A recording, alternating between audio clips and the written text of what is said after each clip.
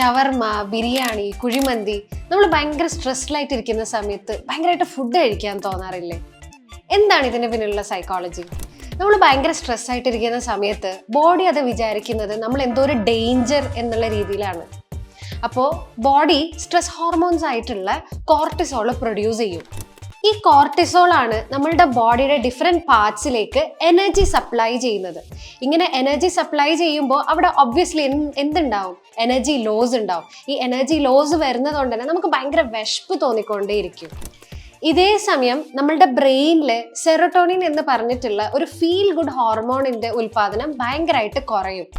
ഈ സമയത്താണ് നമ്മൾ ഭയങ്കരമായിട്ട് ഫുഡ് കഴിക്കുന്നതും ഫുഡ് കഴിക്കുമ്പോൾ ഓട്ടോമാറ്റിക്കലി നമുക്ക് എനർജറ്റിക് ആയിട്ട് ഫീൽ ചെയ്യും. And at the same time നമ്മളുടെ ബോഡിയിൽ ഒരു ഫീൽ ഗുഡ് സാധനം, അതായത് സെറോട്ടോണിൻ കൂടി കുറേം കൂടി ഇൻക്രീസ് ആവുകയും ചെയ്യും.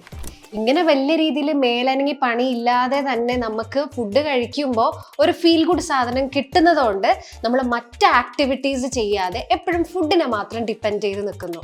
ജീവിതത്തിൽ ഒരിക്കലും മടുക്കാത്തൊരു പരിപാടി ഉണ്ട്. എന്ത് പരിപാടി?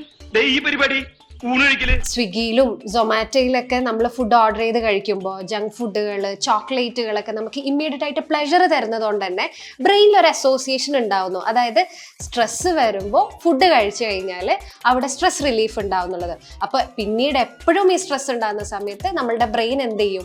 ഈ ഫുഡിനുള്ള ക്രേവിങ്സ് നമുക്ക് തന്നുകൊണ്ടേയിരിക്കും. ഒരു പ്രാവശ്യമോ 2 പ്രാവശ്യമോ നിങ്ങൾക്ക് സ്ട്രെസ് വന്നു കഴിഞ്ഞാൽ ഫുഡ് കഴിക്കുന്നത് പോലെയല്ല എല്ലാ പ്രാവശ്യവും കമ്പൽസീവായിട്ട് ഈ ഫുഡ് കഴിക്കുമ്പോൾ ഉണ്ടാവുന്നത്. നമ്മൾ റിപ്പിറ്റേറ്റീവ് ആയിട്ട് സ്ട്രെസ് വരുന്ന സമയത്ത് നമ്മൾ ഫുഡ് കഴിക്കുകയാണെങ്കിൽ just be cautious about it. കാരണം അത് സീരിയസ് മെന്റൽ ഹെൽത്ത് ഇഷ്യൂസിലേക്കും അതേപോലെ ഈറ്റിംഗ് ഡിസോർഡേഴ്സിലേക്കൊക്കെ ആയിട്ട് മാറാൻ ചാൻസസ് കൂടുതലാണ്.